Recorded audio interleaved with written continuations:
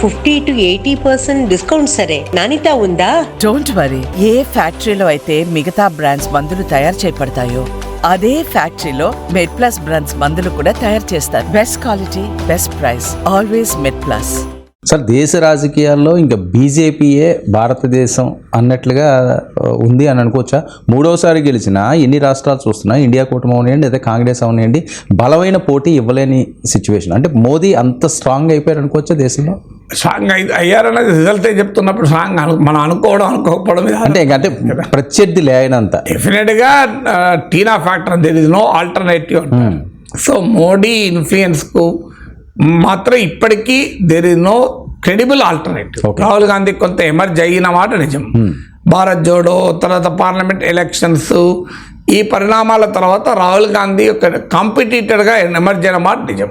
కానీ very distant competitor. Even 2024 ఎలక్షన్ల తర్వాత కూడా 42% వరకు మోడీనే కోరుకుంటే రేటింగ్స్లో, రాహుల్ గాంధీ 25, 26, 28% రావచ్చు. కానీ బట్ ఆ గ్యాప్ అయితే ఇంకా 14% గ్యాప్ ఉంది.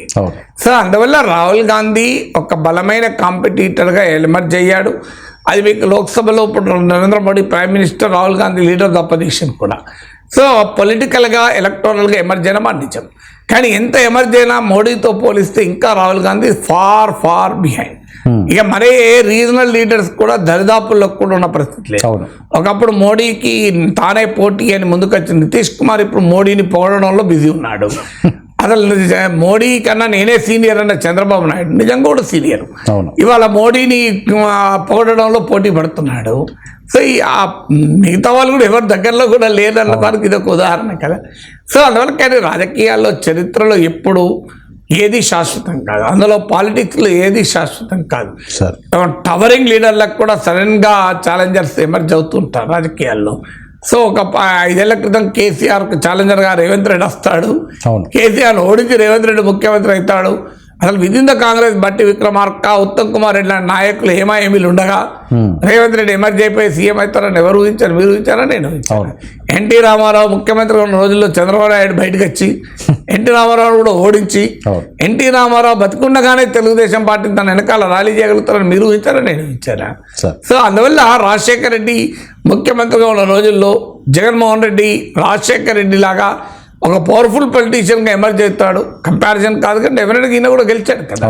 151 సీట్లు గెలుచుకున్నాడు. రాజశేఖర రెడ్డి సాధించిన విజయం కన్నా బెటర్ విజయాన్ని సాధించాడు. అఫ్కోర్స్ రాజశేఖర రెడ్డి కూడా ఎన్నడూ అనుభవించారు, ఓటమిని కూడా అనుభవించాడు. సో అందువల్ల రాజకీయాల్లో ఏది పర్మనెంట్గా ఉండవు. బట్ డెఫినెట్గా as of today Modi is a very towering leader. Bharatiya Janata party is a very strong party. ఇందులో ఎవరికి డిస్ప్యూట్ ఉండాల్సిన అవసరం లేదు. స్టిల్ బీజేపీకి ఉన్న ప్రత్యేకత అంటే it is a learning party, ఇది అప్డేటింగ్ పార్టీ, కరెక్ట్ చేసుకునే పార్టీ.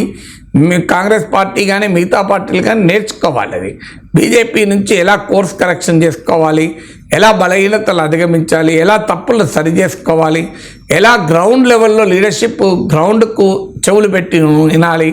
సో ఎవడో చుట్టూ ఉన్న 10 మంది చెప్పిన మాటలు కాదు, ఇయర్స్ టు ద గ్రౌండ్ అంటారు. సో ఎలా ఉండాలి, ఎలా అడాప్టబుల్ కావాలి మారిన పరిస్థితులకు అనుగుణంగా, ఎలా బోల్డ్ వ్యూహాలు తీసుకోవాలి, అవసరమైతే రిస్క్ తీసుకొని వ్యూహాలు తీసుకోవాలి. ఇప్పుడు దేవేంద్ర ఫడ్నవీస్ కాకుండా ఏక్నాథ్ షిందేని సీఎం చేసినప్పుడు చాలామంది ఆశ్చర్యపోయారు, ఈ ఏక్నాథ్ షిందే ఏం పెడతారు, కానీ బీజేపీ స్ట్రాటజీ ప్రూవ్ అయింది కరెక్ట్ అని. సో అందువల్ల ఏ రకంగా డైనమిక్గా పాలిటిక్స్ను వ్యూ చేయాలనే విషయంలో బీజేపీని చూసి మోడీని చూసి భారతదేశ రాజకీయ పార్టీలు నేర్చుకోవాలన్నది మాత్రం నిజం.